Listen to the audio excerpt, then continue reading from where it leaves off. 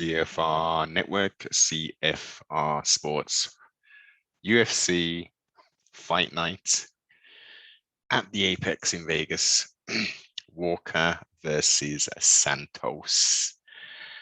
Another interesting offense. I caught the action from Devontae Smith, second round, him literally getting finished. That's when I caught this. 11-3, lost to Jamie McClurky, is it? From Australia. Can't really comment. I saw the finish. I haven't been able to actually watch the fight, but he's 14-4. Working his way up, doing the thing. Consistency is the key to success, or one of the keys at least. So yeah, congratulations to him. Bethe Correia, 11-6-1. Lost a 3-round decision to Karol Rosa, 15-3 in the bantamweight division, and it was to be expected. Bethe is a very tough young lady. She's been in the game for quite some time, or in the sport, let's say, for quite some time. And I guess would be a role model to a lot of the Brazilian fighters, women fighters especially. So yeah, a little sad to see her go out on a loss. But as I said, it was to be expected. She's quite a one-dimensional fighter, and it showed. Karol had the reach advantage, I recall, and was just outstriking her a lot quicker. But as I say, what happens next with Bethe? Does she totally leave the world of combat sports? Does she compete in jiu-jitsu or something like that? Does she go down a bare knuckle route, jump into another organization? Only she knows. Well, she didn't take huge damage. The awkward thing, I tell you what, an awkward thing was with Mr. Cormier, who is normally quite good on the mic. Did he have one too many Jack Daniels or something? I don't know. But people were trying to talk. He was like, yeah. He was doing the wrap up and all that. And that was like a continuing thing. Now, obviously, the fighters can't like tell their whole life story and give like dissertations and stuff, but give them an opportunity to say a little something. So Bethe said, like, he asked her a question. She responded, and that was it. And she was like, yo, I got something to say. And that was it. Finito. But yeah, and that was done. Antonina, Shevchenko, 9-4 now. Second round, 4 minutes and 47 seconds. Casey O'Neill, the Scottish young lady who resides in, is it New Zealand? 8-0 now. And this is her style. Pressure, pressure, pressure, pressure. Position, ground and pound, or submission. Like, Antonina was doing her thing. She striking wise. She was doing very well and she did a nice little reversal and stuff. Second round, I mean, how would you have scored the first round?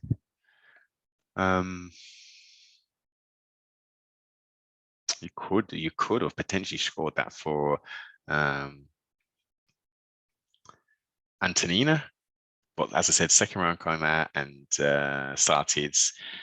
Casey came out dominant, in her face, pushing her back, and ultimately got the takedown and a ground and pound decision. Joe Solecki, is that the right pronunciation? 11-3, was defeated by Jared Gooden or Gordon. I'm sure they were saying Gooden or something like that. Is Gordon Jared Gordon? Who's a tough little guy, man. I'm sure he moved up. He was moving up from featherweight to lightweight. to obviously stop these crazy weight cuts that people were doing. But yeah, excellent back and forth. Joe dominated the first round, and then it went all downhill from there. It was competitive though. It was definitely competitive. Definitely think we'll see Joe back again. Yeah, no. And then we jump onto the main card. Alexander did the Thizzle wiggle. He's calmed down with the trash talking and all that stuff, and he's just concentrating on fighting. And he did it. 13-4, first round, 1 minute 20 seconds. Mike Breeden, unfortunately, got he got dunnaged. Excellent performance from Alexander, the great, as his moniker is. Misha Cirkunov, or wherever you pronounce it, 3-round decision, lost to I'm just gonna say his last name, Jotko. 23-5. A lot more experience. I thought Misha had more experience, but it was competitive. It was competitive. He used his reach, got the decision victory. Niko Price took on Alex Cowboy Oliveira. Niko, the hybrid, 15-5, 2 no contest, took on 22-11, 1 and 2 no contests. Very experienced, very entertaining guy. Came out crying. He had some. I haven't even got to the bottom of what was going on, but he had like allegedly an emotional whatever was going on. He was bawling and thing. First round, Niko handed it to him. Coach was like, "Look, what are you doing? This, we're better than this guy in everywhere, man. What are you doing, man? Wake up, man. Come on, man. We're here to fight, in essence." Second round came, and Mr. Cowboy was doing the thing. I think I would say he got that round. A lot more active. They were going at it, man. They were going at it, quote unquote. Third round, Niko just got it. I think he got it with that takedown, that last minute takedown, like 10, 15 seconds into at the end of that third round. Good performance. I thought we would have saw a finish. I did think we would have saw a finish. But as I say, excellent performance from both gentlemen. They went out there and laid it all out on the line ultimately. No finish again, but yeah, they tried. Now we get to the co-main event of the evening. Yeah, co-main event, not a 5-rounder, 3 rounds. And Kevin Holland, Trailblazer, 21-7, 1 no contest, took on Karol Daukaus, 10-2, 1 no contest. Takedown defense from Kevin was a lot more improved from what we saw in a very brief exchange, 3 minutes and 43 seconds. He tapped to a was it guillotine? That wasn't guillotine. It was rear naked choke. After getting pretty much knocked out by a headbutt on his jaw, and then him coming back very quickly, Mr. Mergolata was going to stop the fights based upon how he just dropped forward and stuff. But he managed to gain some form of sense, of where he was, and threw his legs up and, blah, blah, blah. Didn't work, unfortunately, because he got submitted in the end. But the review was done. There was a lot of confusion. Mr. Herb Dean was there talking some stuff, giving him some advice. Some people will say, look, he got finished. That's it. Let's do a rematch. But he asked for the replay. And the replay is obviously important because if he's missed something, he then has the power as a referee to say, look, I missed that. This is why we're doing a replay based upon what I've seen. I'm changing the decision, of what's happened, or, which it makes sense. Now, people who are Kyle fans will be like, no, he won, don't take that from him, etc., etc. But that's the rules, and that's what needs to happen. If if the referee hasn't seen something fully, then ultimately it needs to be done. And I think it shouldn't even be down just to the referee in the ring, because there's Herb obviously who's the secondary. But if something dodgy happens, there should be that in between rounds, or as soon as something happens, yo, I'm putting up that blue flashing thing. Not blue, yellow flashing thing to say, look, we need to review something. We've seen something which is a bit unusual. So yeah, quite lackluster. He won, and then they overturned it. Had a long, obviously, discussion. The mics were on, which was quite transparent. I didn't expect that, because usually they would have cut away to an advertisement or in the ring or some kind of stupid shit. But left the mics on. Mr. Herbster himself, Herb Dean, was trying to whisper, not remembering, should I say, that he was mic'd up. So yeah, interesting, anticlimactic, and they pretty much said in a ring of sorts that yeah, we should run it back. And I think that was discussed in the press conference thing, post conference. Now, main event. Was it Marietta, the Hammer, Thiago Santos, who really, in many people's opinion, beat John Bones Jones. 22-9, took on the flashy Johnny Walker, 18-6. So he's got quite, I didn't realize he had so much experience, to be fair. Who's been bouncing around. He's been in Ireland for quite some time now, for a few years, working with SPG. I know he's been to Brum as well, and he's been with Team Renegade, getting some new looks and stuff. And we saw a very much a measured Johnny Walker.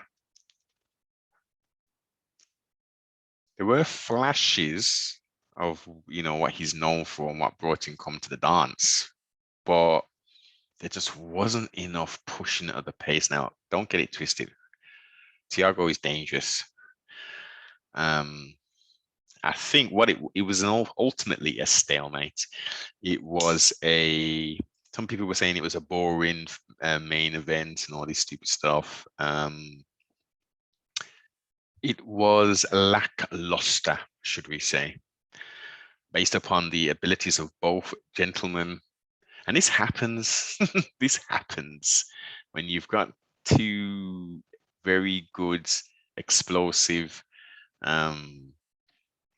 fighters. Sometimes it does become a very technical, low volume fight, and that's what we got. Did Thiago do enough to get the decision? I personally don't think he did. I think Johnny Walker actually did more work of sorts. I think Thiago landed the more bigger looking, kicks and punches, from the sound and all that. But I think volume, I'm sure what they put up the stats up. Sure, Johnny was had a higher output possibly, but yeah, it was disappointing. I was expecting a KO. I think everyone was expecting a KO. Not many people thought or dreamt this would have been a fight like that, and would have went to a decision.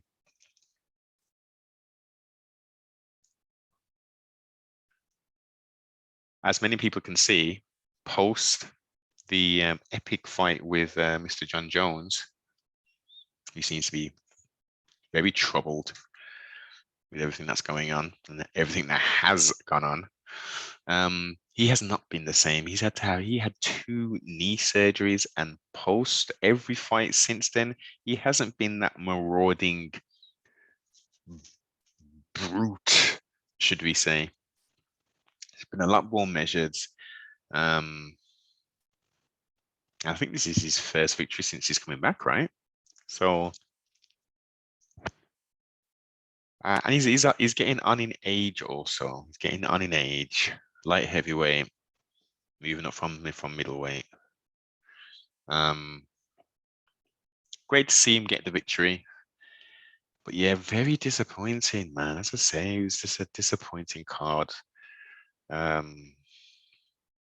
Cowboy was a good fight. The Jotko and Misha was a good fight. Alexander was a good fight. The KC fight against Antonina, that was a good fight.